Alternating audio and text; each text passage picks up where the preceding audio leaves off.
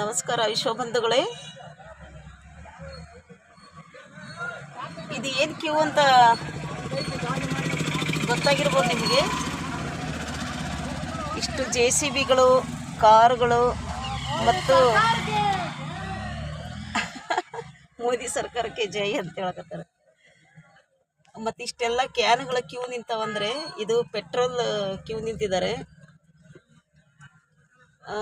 ಸುಮಾರು ಈ ತಾವರಗೆರೆ ಪಟ್ಟಣದಲ್ಲಿ 2 ಬಂಕ್ನಲ್ಲಿನೂ ಸಹಿತ ಪೆಟ್ರೋಲ್ ಇಲ್ಲ. ನಾವು ಕೂಡ ಪೆಟ್ರೋಲ್ ಹಾಕ್ಸ್ಕೊಳಕ್ಕೆ ಬಂದಿದ್ದೀವಿ. ಕಾರಿಗೆ ಪೆಟ್ರೋಲ್ ಸಿಗ್ತಾ ಇಲ್ಲ. ಇನ್ನು ಯಾವಾಗ ಸಿಗಬೇಕು? ನಮ್ಮ ಮನೇಲಿ ಬೇಡ ನಡ್ರಿ, ಮನೆ ಮುಂದೆ ಕಾರು ನಿಂದ್ರಿಸಿ ಚಿಂತಿಲ್ಲ ಅಂತೇಳಿ ಹೋಗೋಣ ಅಂತ ಹೇಳಕತ್ತೀನಿ. ಆದರೂ ನಿಂತಿದ್ದಾರೆ.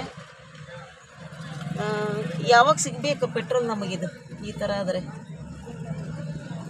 ಇದು ಏನು ಕಾರಣ ಅಂತ ನಿಮಗೂ ಗೊತ್ತಿರ್ಬೋದು. ನಾನಂದೆ ಈ ಥರ ಪೆಟ್ರೋಲ್ ಸಿಕ್ಕಿಲ್ಲ ಅಂದರೆ ಗಾಡಿಗಳ ಓಡಾಡೋ ಸಂಖ್ಯೆ ಕಡಿಮೆ ಆಗುತ್ತೆ. ಬೈಕ್ಗಳಿರ್ಬೋದು, ಕಾರುಗಳಿರ್ಬೋದು, ಯಾವುದೇ ವಾಹನಗಳ ಸಂಖ್ಯೆ ಕಡಿಮೆ ಆಗುತ್ತೆ. ಕಡಿಮೆ ಆಗೋದು ಒಂದು ರೀತಿಯಲ್ಲಿ ಒಳ್ಳೆಯದು. ಜಾಸ್ತಿ ವಾಹನಗಳ ಸಂಖ್ಯೆ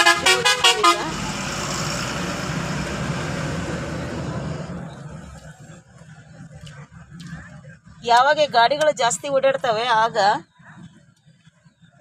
ಆಕ್ಸಿಡೆಂಟ್ಗಳು ಒಂದು ಸಂಖ್ಯೆ ಜಾಸ್ತಿ ಆಗ್ತಾ ಇದೆ. ನಾವು ನೋಡ್ತೀವಿ ದಿನನಿತ್ಯ ಎಲ್ಲ ಕಡೆ ಆಕ್ಸಿಡೆಂಟ್ಗಳಾಗ್ತವೆ.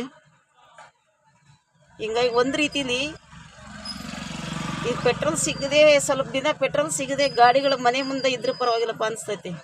ಅಷ್ಟು ಒಂದು ರೋಡ್ ತುಂಬೆಲ್ಲ ವಾಹನಗಳು.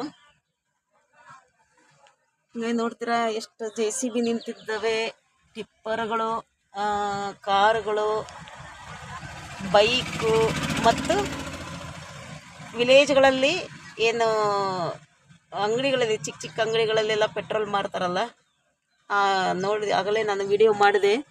ಕ್ಯಾನ್ಗಳು ಸಹಿತ ಕ್ಯೂ ತಂದಿದ್ದಾರೆ, ಕ್ಯೂ ಹಚ್ಚಿದ್ದಾರೆಲ್ಲ. ಹೀಗಾಗಿ ಇದು ಏನೋ ಒಂದು ವಿಡಿಯೋ ಮಾಡಬೇಕನ್ಸಿತ್ತು, ಮಾಡಿದೆ. ಇವತ್ತು ಈ ಪರಿಸ್ಥಿತಿ ಬಂದಿದೆ ಪೆಟ್ರೋಲದ್ದು. ಮುಂದಿನ ದಿನಗಳಲ್ಲಿ ಏನೋ ಇದು ಯುದ್ಧದ ಪರಿಣಾಮ ಇರಬಹುದು ಅಂತ ನನ್ನ ಅನಿಸಿಕೆ. ಯುದ್ಧದ ಪರಿಣಾಮನೇ ಇದು ನಿಜವಾಗ್ಲೂ ಹೇಳ್ಬೇಕಂತಂದರೆ. ಪೆಟ್ರೋಲಿನ ಬೆಲೆ ಇವತ್ತು ರೇಟ್ ಜಾಸ್ತಿನೂ ಆಗಿದೆ ಅಂತ ಕೇಳಿದ್ದೀನಿ. ನಾವು ಕಳೆದ ಒಂದು 4-5 ದಿನದಿಂದ ಪೆಟ್ರೋಲ್ ಹಾಕ್ಸಿಲ್ಲ. 1,000 ರೂಪಾಯಿದು ಒಂದೇ ಸರಿ ಹಾಕ್ಸಿದ್ವಿ. ಹೀಗಾಗಿ ನಮ್ಗೆ ರೇಟ್ ಜಾಸ್ತಿ ಆಗಿರೋದು ಗೊತ್ತಿಲ್ಲ. ಈಗ